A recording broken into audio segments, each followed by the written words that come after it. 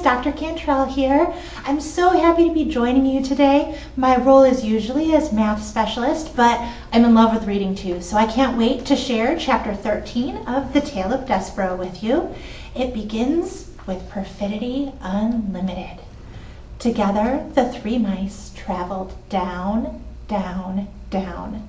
The thread around Despereaux's neck was tight. He felt as if it was choking him. He tugged at it with one paw. "Don't touch the thread!" barked the second hood. "Yeah!" echoed the first hood. "Don't touch the thread!" They moved quickly, and whenever Despereaux slowed, one of the two hoods poked him in the shoulder and told him to keep moving.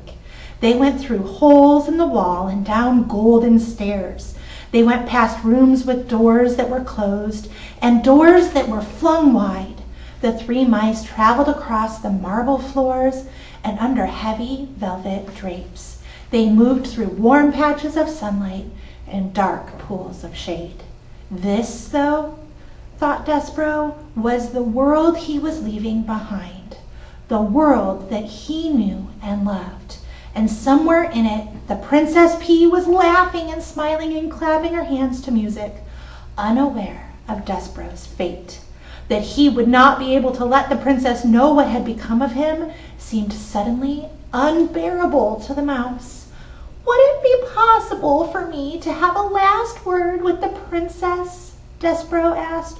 "A word?" said the second hood. "You want a word with a human?" "I want to tell her what has happened to me." "Geez," said the first hood. He stopped and stamped a paw on the floor in frustration. "Cripes! You can't learn, can you?" The voice was terribly familiar to Despereaux. "Furlough?" he said. "What?" said the first hood irritably. Despereaux shuddered. His own brother was delivering him to the dungeon. His heart stopped beating and shrunk to a small, cold, disbelieving pebble. But then, just as quickly, it leapt alive again, beating with hope. "Furlough!" Despereaux said, and he took one of his brother's paws in his own. "Please let me go, please! I'm your brother!" Furlough rolled his eyes. He took his paw out of Despereaux's. "No," he said. "No way." "Please," said Despereaux. "No," said Furlough. "Rules are rules." Reader, do you recall the word perfidy? As our story progresses, perfidy becomes an ever more appropriate word, doesn't it? Perfidy was certainly the word that was in Despereaux's mind as the mice finally approached the narrow, steep stairs that led to the black hole of the dungeon. They stood, the three mice, two with hoods and one without, and contemplated the abyss before them. And then Furlough stood up on his hind legs and placed his right paw over his heart. "For the good of the castle mice," he announced to the darkness, "we deliver this day to the dungeon a mouse in need of punishment. He is, according to the laws we have established, wearing the red thread of death." "Red thread of death?" repeated Despereaux in a small voice. Wearing the red thread of death was a terrible phrase, but the mouse didn't have long to consider its implications because he was suddenly pushed from behind by the hooded mice. The push was a strong one, and it sent Despereaux flying down the stairs into the dungeon. As he tumbled whisker over tail through the darkness, there were only two words in his mind. One was perfidy, and the other word that he clung to was P. Perfidy, P. Perfidy, P. These were the words that pinwheeled through Despereaux's mind as his body descended into the darkness. Boys and girls, that's the end of Chapter 13. I can't wait to hear what happens next. Thanks for joining me. Hafa-day, boys and girls. I'm Senora Iglesias. I am one of the culture teachers here at Anderson Elementary School. Today I will be reading Chapter 14, Darkness. Despero lay on his back at the bottom of the steps and touched the bones in his body one by one. They were all there, and, amazingly, they were unbroken. He got to his feet and became aware of a terrible, foul, extremely insulting smell. The dungeon, reader, stank. It stank of despair and suffering and hopelessness, which is to say that the dungeon smelled of rats. And it was so dark. Despero had never before encountered darkness so awful, so all-encompassing. The darkness had a physical presence as if it were a being all its own. The mouse held one small paw in front of his whiskers. He could not see it, and he had the truly alarming thought that perhaps he, Despero Tilling, did not even exist. "Oh my!" he said out loud. His voice echoed in the smelly darkness. "Perfidy," said Despero, just to hear his voice again, just to assure himself that he did exist.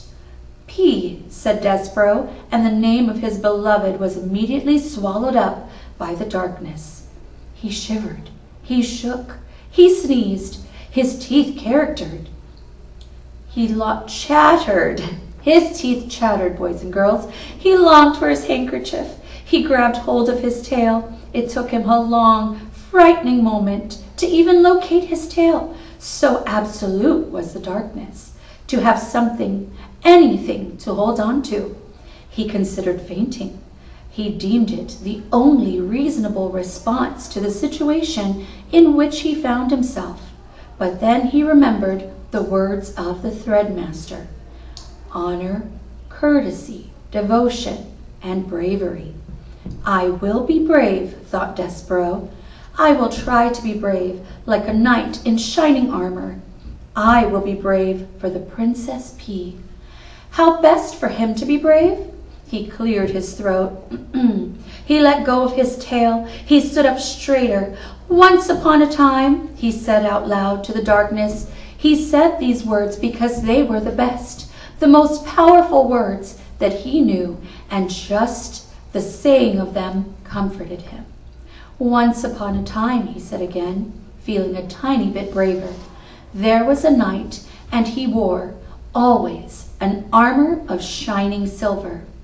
Once upon a time, boomed a voice from the darkness, a knight in shining armor? What does a mouse know of such things? That voice, the loudest voice that Despero had ever heard, could only, he assumed, belong to the world's largest rat. Despero's small, overworked heart stopped beating, and for the second time that day, the mouse fainted. And that is chapter 14 of The Tale of Despero. I can't wait to find out what happens in chapter 15. Thanks for joining me today, boys and girls. Adios. Hi Dolphins, it's Miss Dirk. You've all seen me running around. Today, I'm reading The Tale of Despero, chapter 15, Light. When Despero awoke, he was cupped in the large calloused hand of a human, and he was staring into the fire of one match, and beyond the match there was a large dark eye looking directly at him. A mouse with a red thread, boomed the voice. Oh yes, Gregory knows the way of mice and rats. Gregory knows. And Gregory has his own thread, marking him. See here, mouse. And the match was held to a candle, and the candle sputtered to life, and Despero saw that there was a rope tied around the man's ankle. Here's the difference between us. Gregory's rope saves him, and your thread will be the death of you.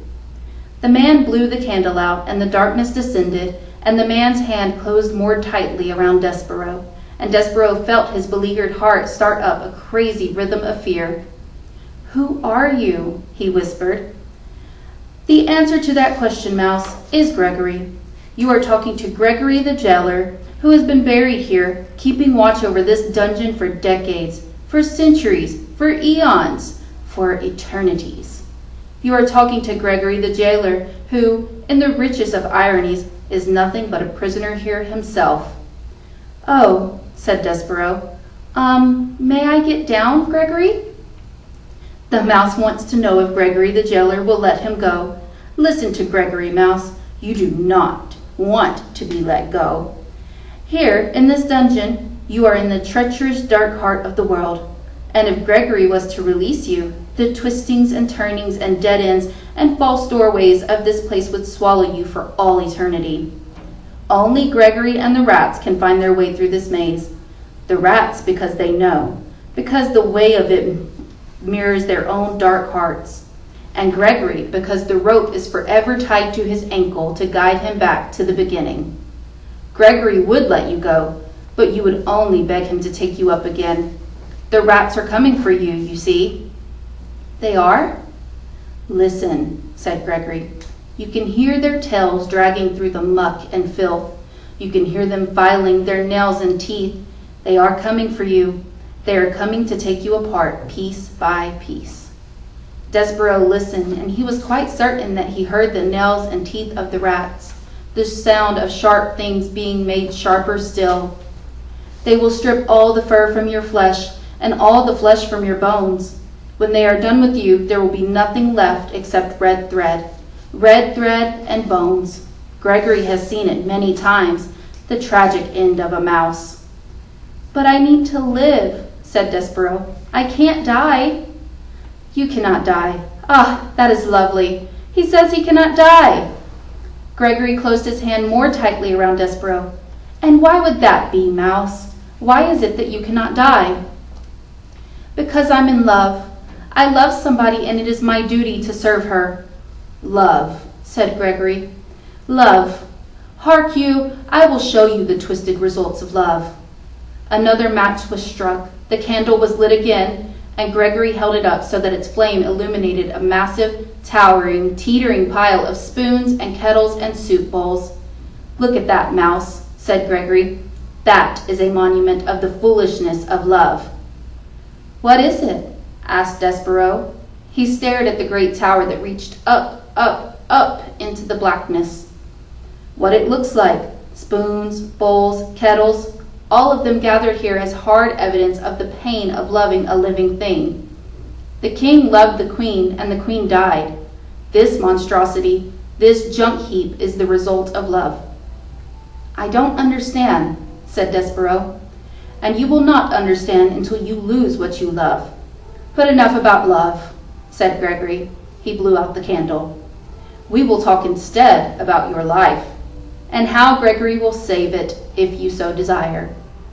Why would you save me? Despereaux asked. Have you saved any of the other mice? Never, said Gregory, not one. Why would you save me then? Because you, Mouse, can tell Gregory a story. Stories are light. Light is precious in a world so dark. Begin at the beginning, tell Gregory a story, make some light. And because Despereaux wanted very much to live, he said, Once upon a time. Yes, said Gregory happily. He raised his hand higher, and then higher still, until Despereaux's whiskers brushed against his leathery, time-worn ear. Go on, Mouse, said Gregory. Tell Gregory a story. And it was in this way that Despereaux became the only mouse sent to the dungeon whom the rats did not reduce to a pile of bones and a piece of red thread. It was in this way that Despereaux was saved. Reader, if you don't mind, this is where we will leave our small mouse for now, in the dark of the dungeon, in the hand of an old jailer, telling a story to save himself.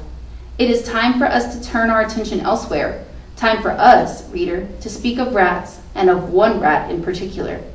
End of the first book. Wow, dolphin friends, I can't believe we are already through our first book. I can't wait to see what the second part of this book holds for us.